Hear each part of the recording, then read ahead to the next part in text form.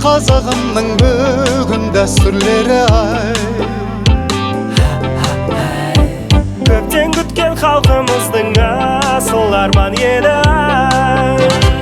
Берекелі қазақ желі ел мерекелі, дәстүрлерін жоғалтпаған қазағымның бұл ежелгі. Шілдехана бесік той, тұсау кесер сүндет той, ай шіркін ай. Құлда түсіп сырға салып бет ашармай, алты бақан аясында сұлу бой жеткен қыз бозбала кең даланы әнімен әсемін тербеткен.